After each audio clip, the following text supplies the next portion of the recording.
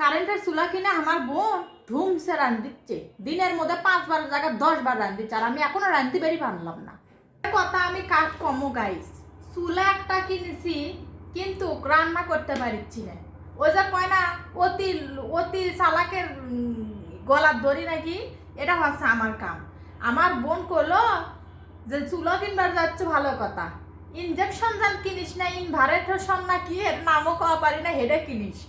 আমি যাই আমার তব্বারি করে এই ইনজেকশন চুলা লিছি, যার জন্য বেলে আলাদা বেলে চুলার আলাদা বেলে পাতিল কেনা লাগবে। সে এই চুলা কিনে আমার বোন দেখেন স্ক্রিনে ছবি দিচ্ছে ধুমসে রান্ধিচ্ছে ইনভারেট চুলা কিনে সব ধরনের পাতিল দিয়ে রান্ধিচ্ছে, আর আমি ইনজেকশন চুলা কিনে আমি এখন পর্যন্ত রান্ধিবার পারলো না।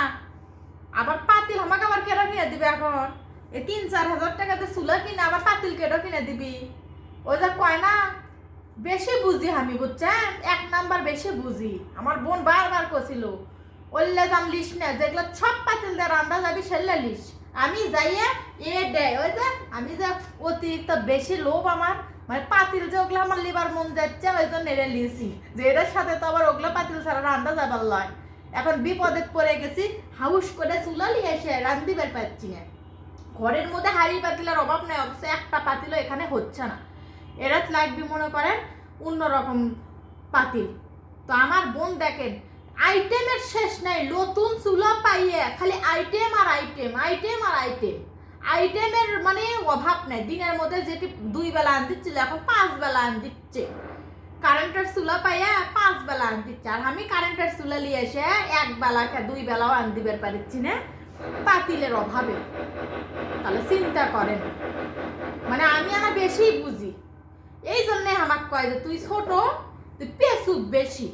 ঠিকই কথা, মানে আমার মানে বেশি চালাক তো আমি, মানে বেশি চালাকের ওই যে কলামি তো অতিরিক্ত চালাক হলে যা হয়। আমার বোন ধুমসে রান্ধিচ্ছে আর আমি ভিডিওর মধ্যে খালি দেখিচ্ছি, আর আমি একটা ভিডিও বানাবার পারলো না যে রান্না বাড়ির পাতিলি না, আমি রান্না কি দিয়ে কি অবস্থা আল্লাহ। আমার বোন বারবার করলো যে ওই চুলা দাম কিনিস নে, যেটা সব পাতিল দাম আনতে যাবি সেটা কিনিস না। আমি ওই যে এটাই কিনে নিয়ে যাচ্ছি, আমি তো কারো কথা শুনি না। তো এই চুলা সবাই দাম জানতে চাইছিলেন, এটার দাম হলো আপনার 3800 টাকা নিচ্ছে আর কি।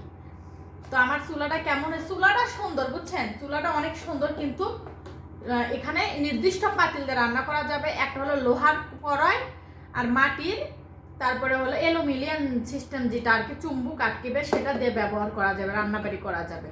এটার জন্য নির্দিষ্ট পাতিল দিয়ে রান্না করা লাগবে।